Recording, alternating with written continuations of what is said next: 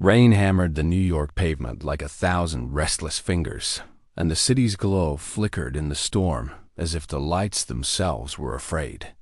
A police radio crackled through the darkness-broken, static-filled, almost whispering instead of speaking. And over that static came a voice, trembling, almost defeated. "I've seen criminals, killers, monsters in human skin, but this wasn't human at all." The camera drifts through empty alleys, past walls marked with strange symbols carved deep into the brick. A shadow crosses the frame, tall, thin, moving in a way no body should ever move. Streetlights blink out one by one until the screen falls into blackness. Then, a single question cuts through the silence. What if the greatest evil in New York wasn't he a man, but something far older? The storm fades into the city's dawn, and we meet the man at the center of this story, a veteran NYPD detective who never believed in ghosts, demons, or anything supernatural.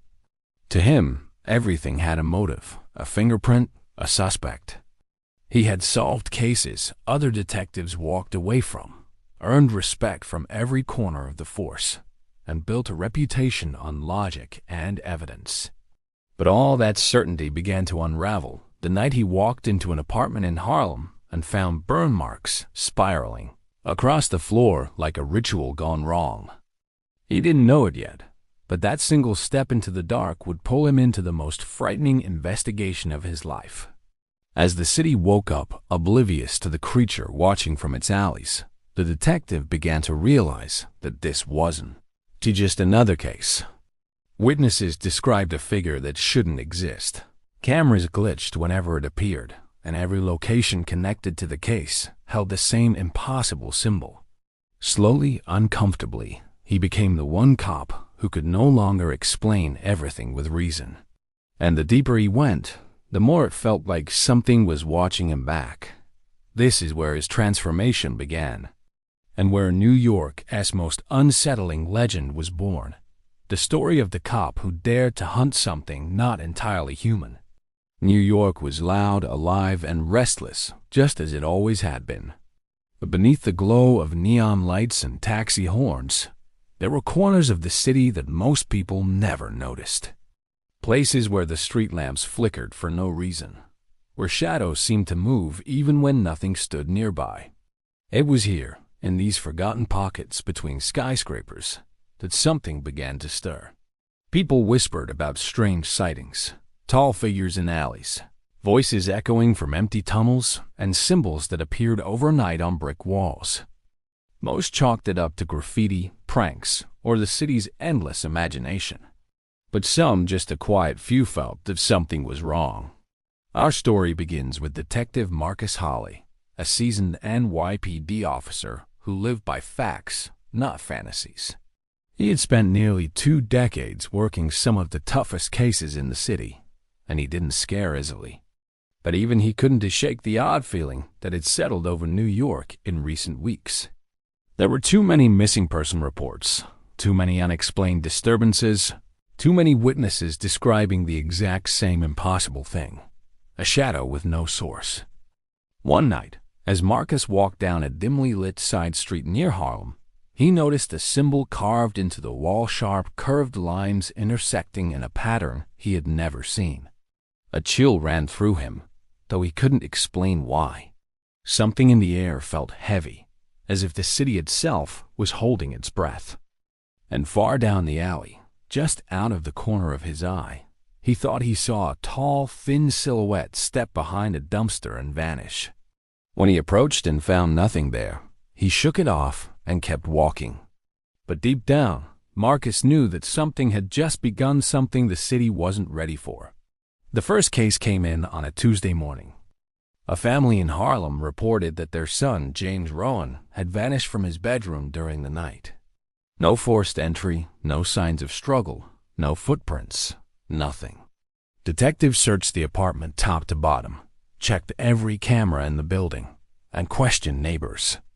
Yet somehow, a 14-year-old boy had disappeared without leaving a single trace behind. Marcus reviewed the home security footage again and again. At 2:13 a.m., James was asleep in his bed. At 2:14, the camera glitched, static flickering across the screen for less than a second. At 2:15, the bed was empty. The window was locked from the inside. The door was closed. It made no sense. When Marcus inspected the room himself, he felt an odd temperature drop, as if the air in the corner of the room had been chilled. Then he noticed something faint carved under the window frame. A symbol, the same shape he had seen in the alley days earlier. He photographed it, unsure whether it was connected or just coincidence. James's parents told Marcus something unusual. The boy had been frightened for weeks. He claimed that a tall shadow watched him from the doorway at night, and that sometimes he heard whispers calling his name. Marcus didn't take supernatural claims seriously, but the fear in the parents' voices was real. Then came the part that bothered Marcus most. The neighbor across the hall had heard footsteps around 2 a.m. heavy, slow, deliberate walking toward James's door. But according to building records, no one else had been on that floor. This was the first case in Marcus's career that truly felt impossible. And it wouldn't be the last. Marcus brought the carved symbol to the NYPD analyst team, hoping someone could identify it. They ran it through databases of gang markings, cult signs, and known graffiti tags. No matches, not even close. Whatever the symbol represented, it wasn't something modern or commonly used. He then visited a local historian who specialized in ancient symbols and languages. When Marcus showed him the photo, the historian's eyes widened slightly, not in recognition, but in discomfort. He admitted he had seen something similar in old texts discussing protective marks used by early settlers in the Northeast. According to folklore, these marks were carved on doors to keep away wandering spirits. Marcus sighed. He wanted answers, not ghost stories. But the historian continued. The symbol wasn't meant to summon something. It was meant to keep something out.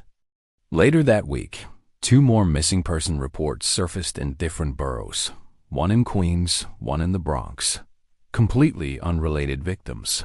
Completely unrelated neighborhoods. Yet each location had a faint version of the same symbol hidden somewhere in the room. Each location showed a camera glitch just before the disappearance. Each case had happened at night. Marcus pinned all 3 photos on his investigation board.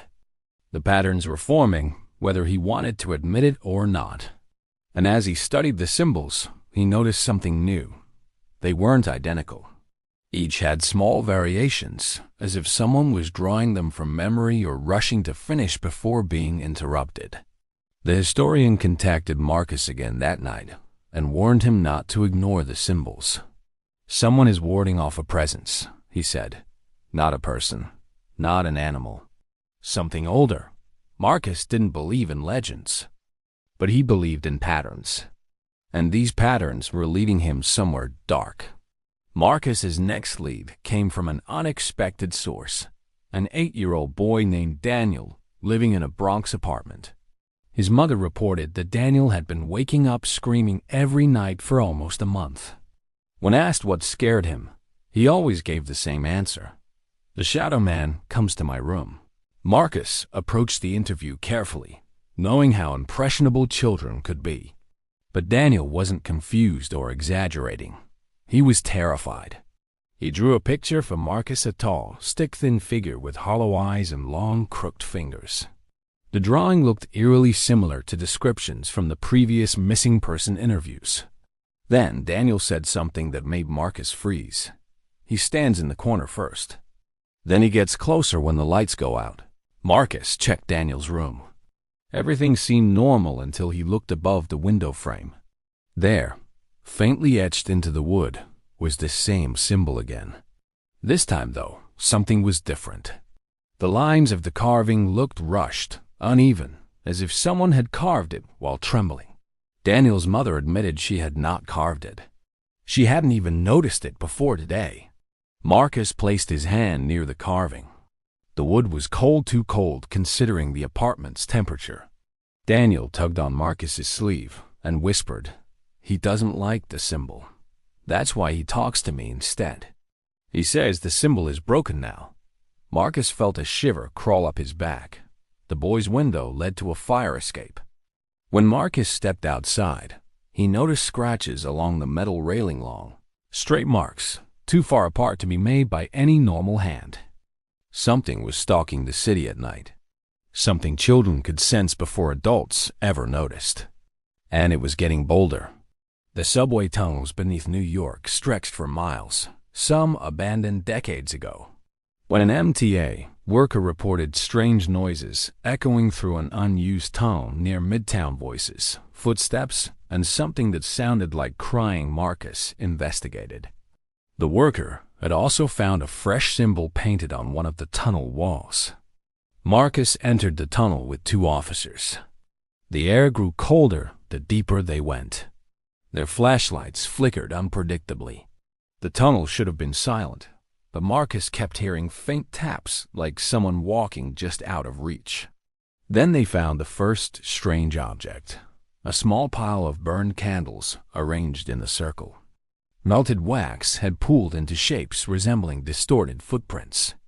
One officer muttered that it looked like someone had been performing rituals down here. Further ahead, they found a crumpled jacket belonging to one of the missing individuals. That confirmed that someone had brought victims down into these tunnels. But the deeper they pushed, the stranger it became. The walls were covered in incomplete versions of the symbol, scratchy, uneven, almost frantic, as if someone had been carving them in a hurry. Then came the sound none of them expected, whispering. Quiet at first, barely audible, but it grew louder, overlapping voices echoing from every direction at once, although the tunnel was empty. One officer panicked and aimed his flashlight upward. Marcus followed and saw something he never forgot. The ceiling above them had long, sweeping scratch marks that traveled the length of the tunnel, as if some tall creature had been crawling along the underside. The whispers suddenly stopped. Silence swallowed the tunnel. Marcus ordered everyone out. He didn't know what was down there, but he knew it had been there recently, watching. The tunnels were no longer abandoned. Something else lived in them. As Marcus pieced together the cases, one name kept resurfacing: the Whisperer. Street rumors described him as a strange man who wandered late-night alleys and subway stations, scribbling symbols on walls and muttering warnings to anyone who would listen. Most dismissed him as just another unstable drifter, but multiple witnesses claimed the Whisperer knew where the disappearances would happen before they occurred. Marcus tracked the man's sightings across different boroughs. The pattern was unnerving. Every time the Whisperer was seen, someone in that area went missing days later. He eventually located a homeless shelter where the Whisperer had stayed for a week. Inside, Marcus found pages of torn notebook paper left behind. They were filled with frantic sketches of the same symbol, drawn hundreds of times. Some versions were crossed out with deep pen marks. Others were circled. One page had a chilling message scrawled across it. "He is awake now." Marcus questioned the shelter volunteers. They said the Whisperer constantly warned people not to go outside after midnight. He told stories of a shadow that follows footsteps, a being that could slip through cracks and doors. He claimed the symbols were the only thing keeping him out. But the Whisperer had vanished 3 days earlier, right after another disappearance. Marcus found his next clue in a Queens alley where the Whisperer was last seen. A faint trail of chalk symbols stretched along the wall, leading into a narrow, dark passage between 2 buildings. The trail ended abruptly at a rusted metal door. The door had deep scratches across its surface, long and uneven. Inside, Marcus found a small makeshift room with candles, old blankets, and walls filled with symbols. And right at the center, lying open on the floor, was a journal. The Whisperer had left him a message. The journal looked old, its edges worn and stained. Marcus sat in the dim, cramped room and began reading under flashlight. The entries were disorganized, frantic scribbles mixed with surprisingly clear warnings. It was immediately obvious that the Whisperer had seen something that broke him. The earliest entry was simple. He moves in silence. He watches from the corners. Another read. The symbol is not mine. It is ancient. It keeps him out, but only if drawn perfectly. There were pages describing encounters with a tall shadow that followed him through alleys but never stepped into the light. Pages about hearing whispers that didn't come from any human voice. Pages describing missing people long before their names ever appeared in police reports. One sentence stood out. He hates the marked ones, but he wants the unmarked more. Marcus felt unease rising inside him. Was the whisperer protecting people, or leaving warnings too late to matter? The final entry was the most disturbing. The writing was shaky, rushed, as if done while fleeing. He is learning. He is getting stronger. The marks no longer hold him back. He comes for those who notice him. If you're reading this, he knows you now. Marcus exhaled slowly. He didn't believe in supernatural threats, but the whisperer's fear wasn't fake. It pulsed through every word. Just as Marcus stood to leave, he noticed something on the floor. A long, thin shadow stretched toward the doorway. His flashlight wasn't pointed that way. The shadow didn't match anything in the room. Before he could react, a faint sound drifted through the hallway outside. A slow, dragging step, like something tall brushing against the walls. Marcus backed away and left quickly. Whatever the whisperer had seen, it wasn't just in his head. And now it was on Marcus's trail. Marcus doubled his patrols, checked his surroundings constantly, and avoided walking alone at night. But fear only worked for so long. Soon enough, something happened that made him realize he couldn't outrun this. One night, he returned home late. His apartment was too quiet. When he turned on the lights, nothing unusual seemed out of place. But as he walked toward his bedroom, his police instincts kicked in. The air felt wrong, heavy, still, as if the room had been sealed moments before he entered. He scanned the walls. Nothing. Then he looked at his window and froze. There was a faint symbol carved into the frame. The same symbol he had seen at every case scene, but he hadn't carved it. And no one else had access to his home. Marcus approached slowly. The carving looked uneven, rushed, almost desperate. And as he touched it, a sudden chill spread through his fingertips like touching ice. Then the lights flickered. Once, twice. They went out. The apartment fell into pitch darkness. Marcus grabbed his flashlight, but before he could flick it on, he heard something, a deep, slow inhale coming from the corner of the room. Not a person, not an animal.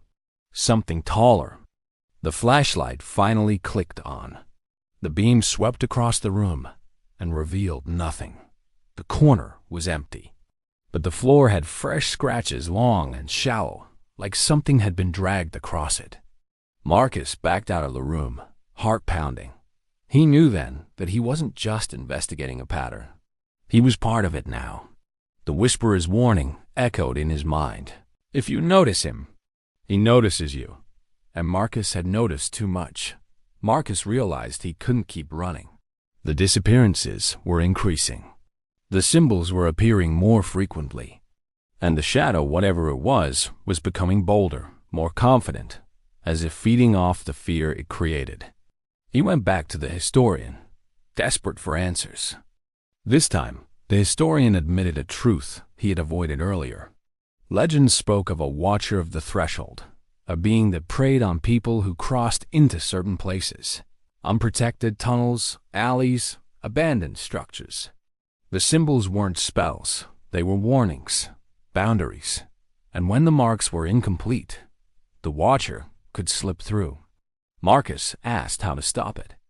The historian hesitated before answering. You can seal the threshold, but once you confront it, it will come for you. Marcus didn't flinch. Too many people had vanished. The whisperer had tried to protect them alone. Now it was Marcus's turn.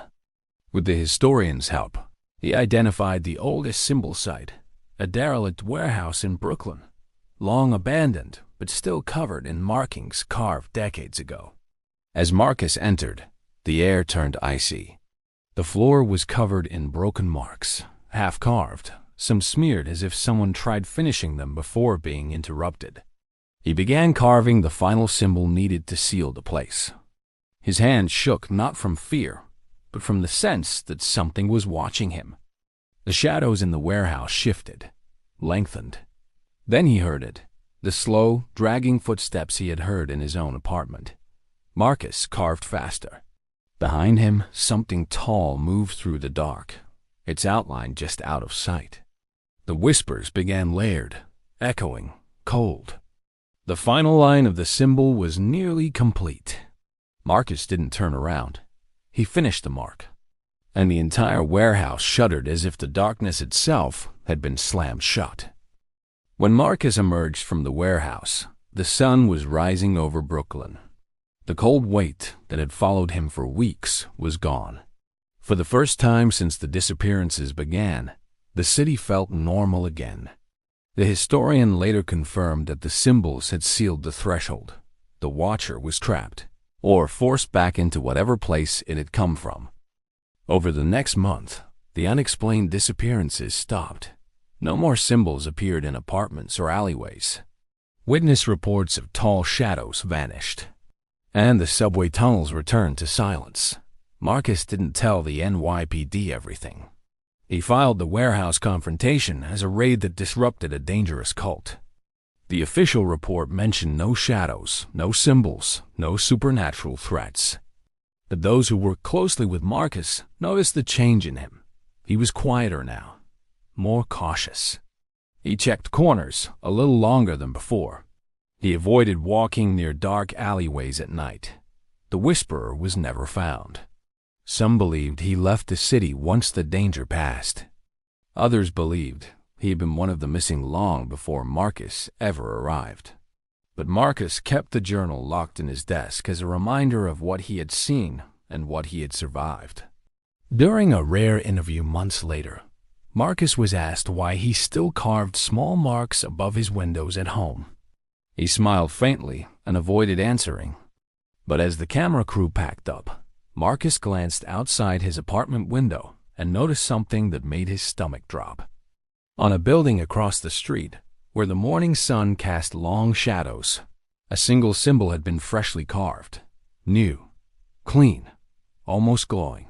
He whispered to himself, maybe darkness never disappears.